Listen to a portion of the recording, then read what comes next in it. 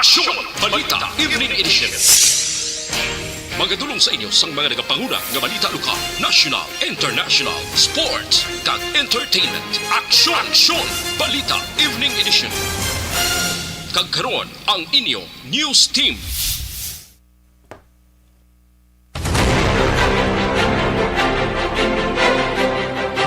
Mayong gabi Metro Bacolod, mayong gabi kabugusan nga Western Visayas. Welcome sa pagpangalagad sa Aksyon Balita Evening Edition karon nga adlaw Biyernes, Hulyo 8, 2022. Makita kita live sa among official Facebook page kag sa YouTube channel ang Aksyon Radyo Bacolod kag mabatian pag sa www.actionradyobacolod.com.ph.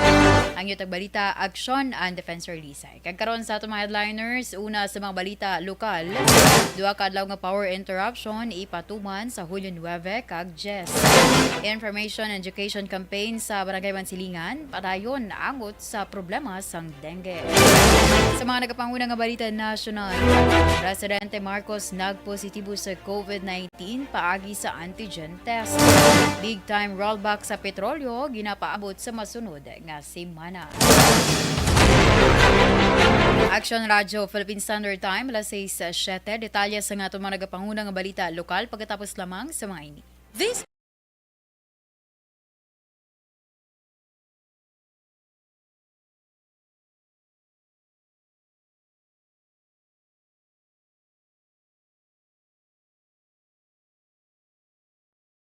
Anuman nga oras kag tion, posible nga magluntad ang aksidente sa dalanon.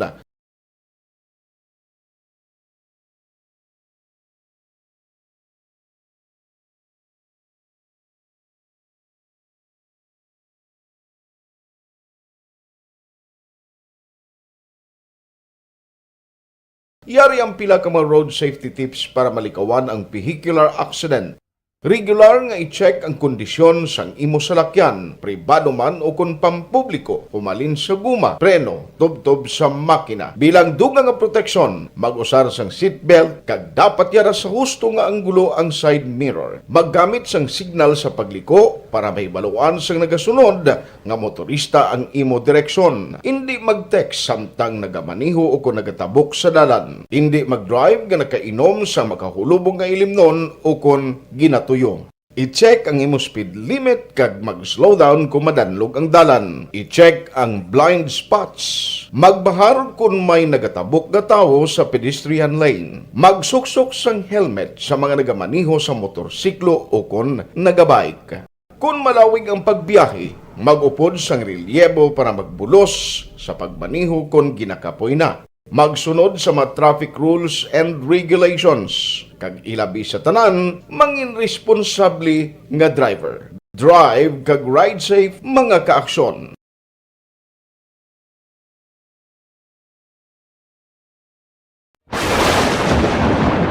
Ang elementary nga evacuation center na concern din baha man. Uy, Kasi pinagamat-amat pumansaka ang tubig. Actually, ikaw po Yung medyo mataas na ang tubig, so ginaulat natin nga pasuwat nga nag-traffic to or nag-traffic dito sa sunod ang mga continuous range ang nag-subject sa factor sa pagsaka at sining tubig sa subong.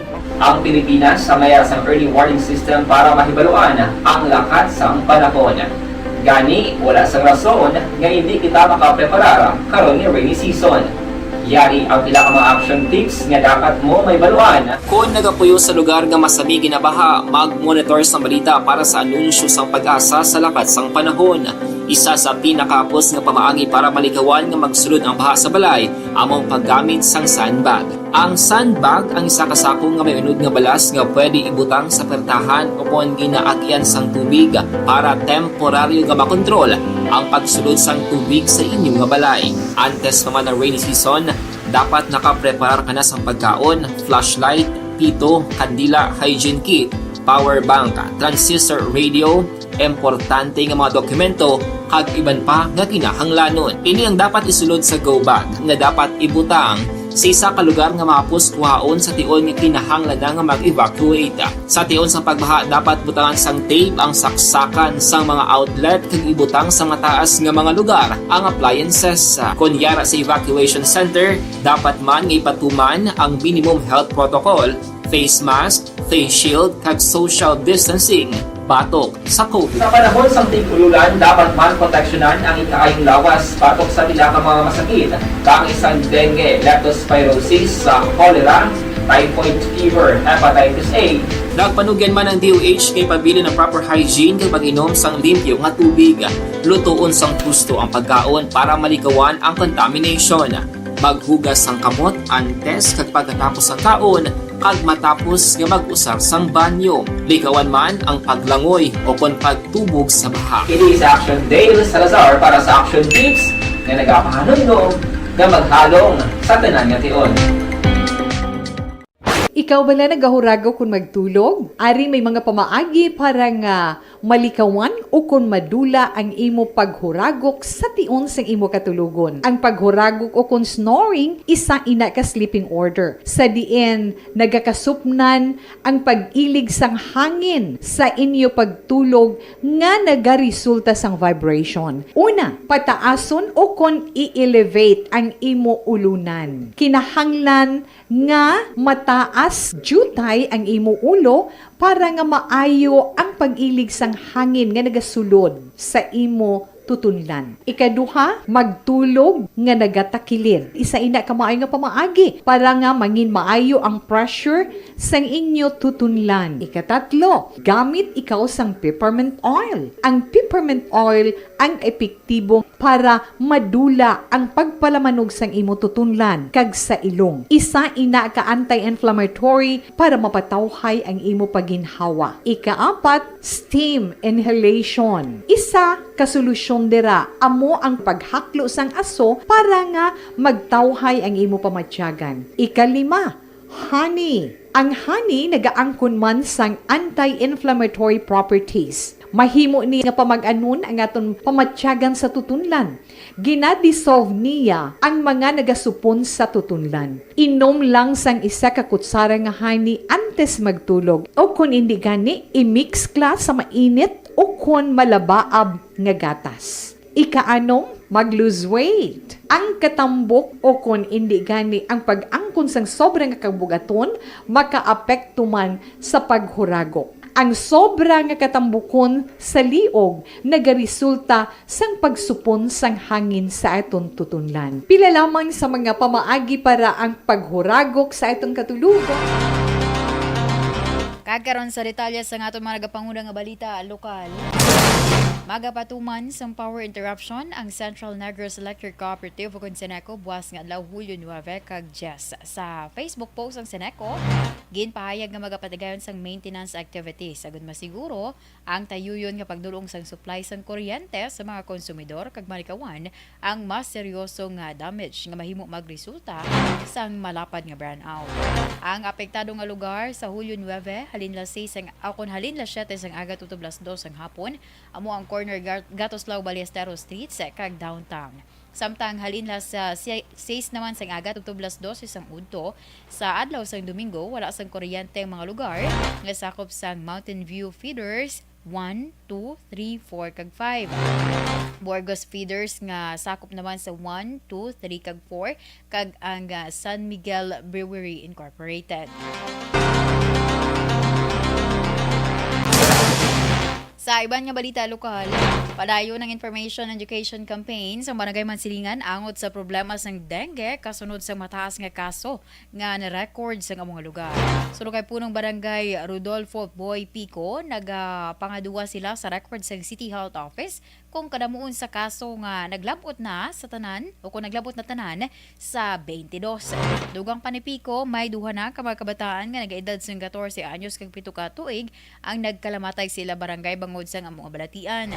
Padayon man sila ginahingyo ang kooperasyon sa publiko pagi sa pagmaninlo sa ginapalibot kag tagsa ka mga paniwalay ilabi na sa mga pagkabutang nga mahimo ginatiniran sa nga tubig nga ginaitlogan naman sa mga lamok nga nagadala sang dengue virus. Hindi na patigay, kung isang i-exhale la, kung anong na-shows kay Muhon para makon na tap na inindinggi, no? Mapalikurida, pagdali kami. Bali, upod sa mga nanay, nagpatigayan sa pag-atler na kami information education kung paano makatla bagan haga ng paglakas ng dinggi. Ang Ang kabahin sa pagpahayag ni Punong Barangay Rodolfo Boy Pico. Naglabot na sa 1,516 ka mga bakulod noon ang narehistro sa COMELEC sa sulod sa 4 kadlaw nga voter registration umpisa sa atong Lunes, Oktubre kahapon. Suno kay Bacolod Election Officer Attorney Katrina Canya, ginatingwaan sa iya talatapan nga madugangan ang kadamuon sa mga individual nga ila maakomodar sa kada adlaw. Kangay na lamang subong nga Biyernes sa diin 400 ka numero ang ilagin panagtag. Magluwas pa sa mga senior citizen kag pila ka mga sektor nga ilagin hatagan prioridad. Dugang panikan niya target naman sa iya talatapan nga makaakomodar o kung makahatag sang 500 ka mga priority numbers sa kada adlaw sa natalana pati gayunon nga mall registration sa masunod nga semana. Sa piyak nga bahin, ginklaro man sini nga wala na sang plano pa ang COMELEC nga magpatigayon sang satellite registration sa mga barangay sa Palaabuton. Ang total is 1,516. Kagahapon, nag-increase man kami number of applicants nga amon ginabato. Ito na ilang mga gina-expect natin nga makater, ma'am? 400 ang aton gin-reach number, but of course, wala na dalabot ang senior citizens kag mga ara sa mga vulnerable sectors naton.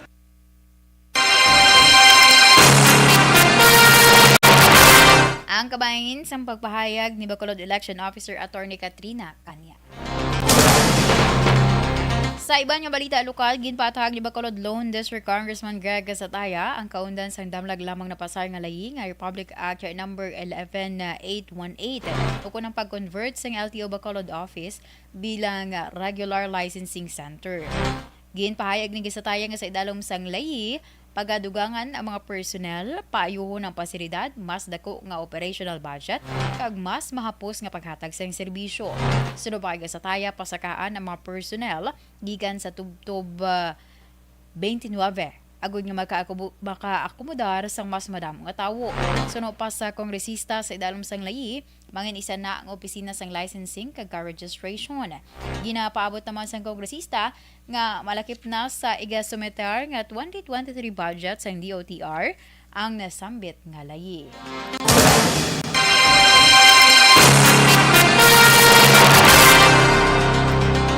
Sa katapusan nga balita lokal, ginaabi-abi naman sang LTO Region 6 ang damlag lamang na pasar nga layi nga Republic Act number 11818 o kunang pag-convert sang LTO sa Bacolod office bilang regular licensing center. Ginpahayag ni LTO Regional Director Eric Leonard Tabaldo nga ginakalipay nilang pagpasar sa nasambit nga layi nga dako ang mabulig sa pumuluyo. Suno kay Tabaldo, dako ang mabulig sa nasambit nga layi ilabi pa nga ang ahensya ang nag-aakomodar sa 400 ka mga transaksyon sa kada adlaw. Nagalaom naman si Tabaldo nga sa tion nga mapatuman ang nasambit nga layi, mapauntat naman kung tani ang pagsunod sa mga fixtures. Sa naibaluan, pundo na lamang gikan sa gobyerno nasyonal ang ginahulat agod nga mapatuman ang nasambit nga layi.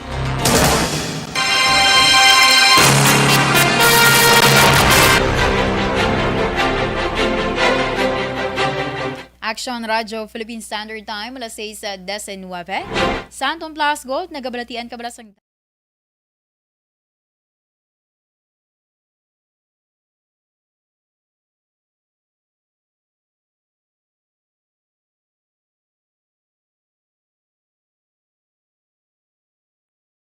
Anuman nga oras kag tion, posible nga magluntad ang aksidente sa dalanon.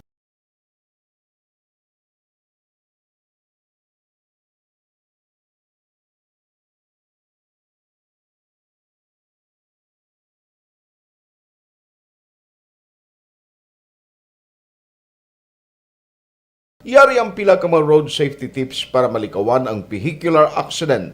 Regular nga i-check ang kondisyon sang imo salakyan, pribado man o kung pampubliko, humalin sa guma, preno, tubtob sa makina. Bilang dugang nga proteksyon, mag-usar sang seatbelt kag dapat yara sa husto nga anggulo ang side mirror. Maggamit sang signal sa pagliko para mahibaluan sang nagasunod nga motorista ang imo direksyon. Hindi mag-text samtang nagamaniho o kung nagatabok sa dalan. Hindi mag-drive nga nakainom sa makahulubong nga ilimnon o kung ginatuyo. I-check ang imo speed limit kag mag-slow down kung madanlog ang dalan. I-check ang blind spots. Magbahar kung may nagatabok nga tawo sa pedestrian lane. Magsuksok sang helmet sa mga nagamaniho sa motorsiklo o kung nagabike. Kung malawig ang pagbiyahe, mag-upod sang relyebo para magbulos sa pagmaniho kung ginakapoy na. Magsunod sa mga traffic rules and regulations. Kag ilabi sa tanan, mangin responsable nga driver. Drive kag ride safe mga kaaksyon.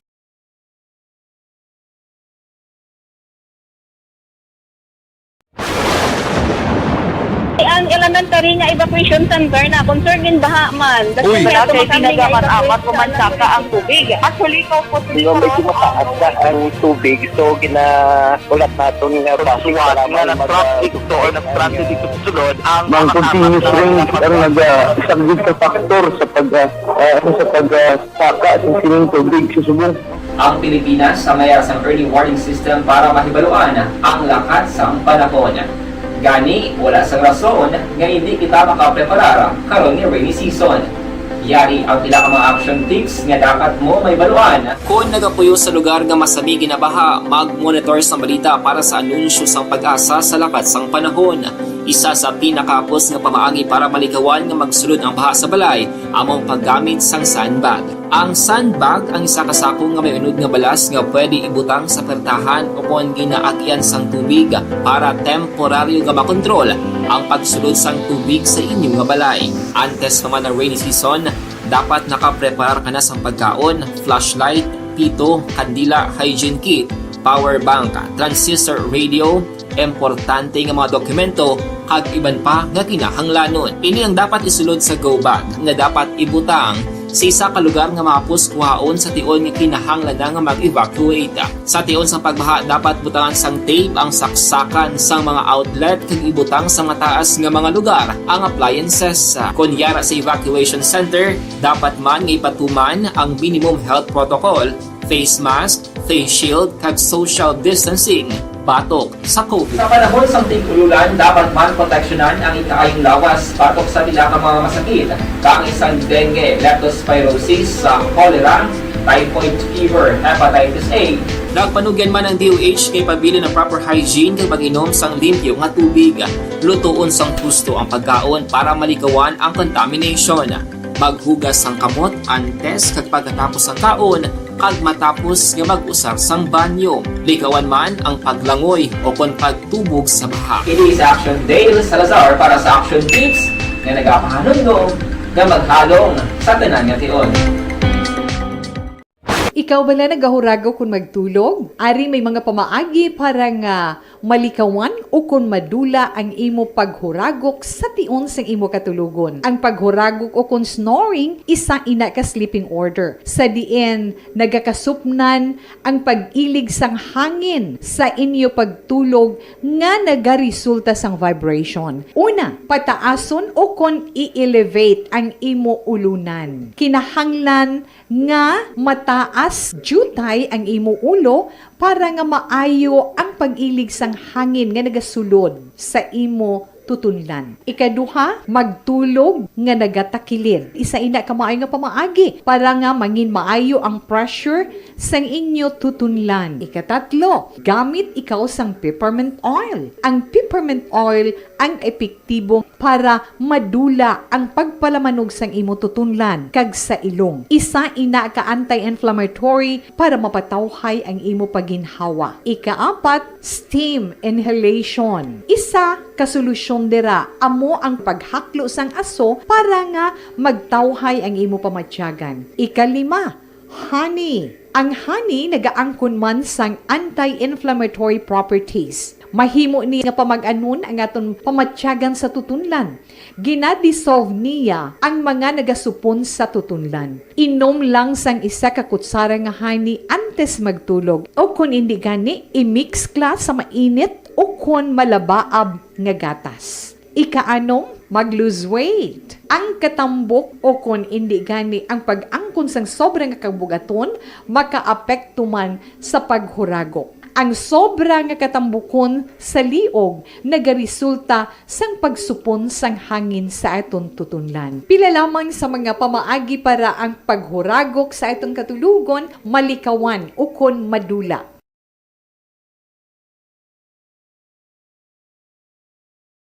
And the winner for Digital Storytelling Best Social Media Video is John Dale Salazar, Bacolod, Aksyon Radyo Bacolod, Nurse, DHW, kag iban pa. Magluwas sa mga frontliners nga nagarisgo sang ila kabuhi sa sulod sang hospital. Nagakaangay man nga tagan naton sa pagkilala ang mga frontliner nga nagatrabaho sa sulod sang isolation facility. Ang mga doktor kag nurse nga nagarisgo man sang ila kabuhi sa pagtatap sa mga asymptomatic kag mild COVID cases. Ang mga barangay health workers nga gin-assign sa isolation facility, mga cook nga nagaluto sa mga pagkaon sa mga COVID positive, ang extraction kag disinfection team sang syudad, ang mga utility personnel nga nagakuha sang basura sang mga pasyente. Ini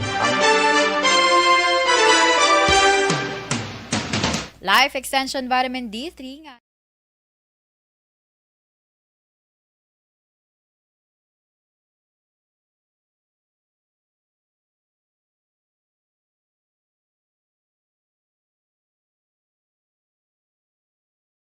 Anuman nga oras kag tion, posible nga magluntad ang aksidente sa dalanon.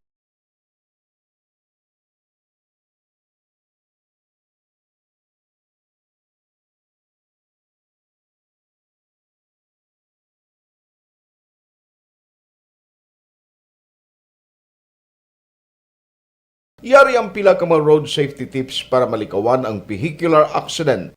Regular nga i-check ang kondisyon sang imo salakyan, pribado man o kung pampubliko, pumalin sa guma, preno, tubtob sa makina. Bilang dugang nga proteksyon, mag-usar sang seatbelt, kag dapat yara sa husto nga anggulo ang side mirror. Maggamit sang signal. 6:27 Action Radio Philippine Standard Time. Kagkaroon sa detalye sang aton mga nagapanguna nga balita nasyonal. Kompirmado nga nagpositibo sa COVID-19 sa Presidente Ferdinand Marcos Jr. matapos magpaidalom sa isa ka antigen test. Inagin pahayag ni Press Secretary Trixie Cruz Angeles sa isa ka press conference. Nagbatsyag sang sintomas ang presidente, kangay sang hilana tapang, negatibo naman ang iban pang mga miyembro sa iyang pamilya.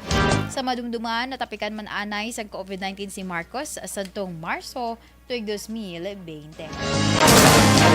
Ginapaabot sa masunod nga simana nga magpatuman sa big time rollback ang mga kompanya sang langis. Suno sa isa ka oil industry source, ang presyo sang diesel sa kada litro may mo magdubo sang 6 pesos kag 30 sentimos tubtob 6 pesos kag 50 sentimos. Ginapaabot naman yung mabuhinan sang 5 ka peso kag 70 sentimos tubtob 5 ka peso kag 90 sentimos sa kada litro ang presyo sa gasolina.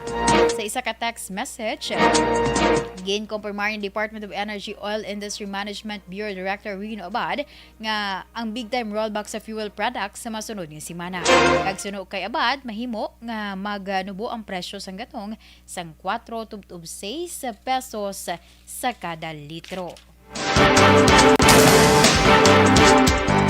Sa katapusan nga balita nasyonal, desmayado kagin kakibot ni Foreign Affairs Secretary Enrique Manalo ang natabo nga paglutang sa anay Japanese Prime Minister nga si Shinzo Abe.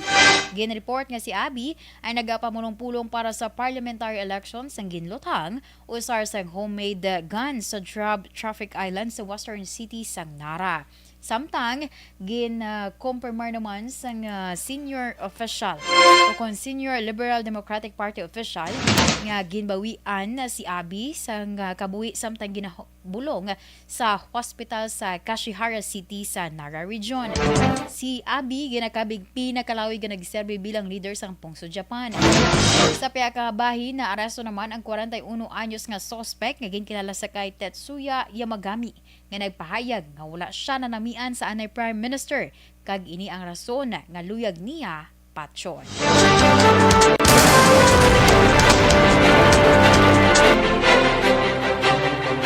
Action Radio Philippine Standard Time, las 6:30, inyo ginpamatian ang kabuusan nga detalye sa aton mga natipon yung mga balita. Diri lamang sa Action Balita Evening Edition karong adlaw Biyernes, Hulyo 8, 2022. Sa liwatan nyo tagbalita, Action and Defensor Lisay. Una sa balita, una sa Action, sa Bacolod Action Radio.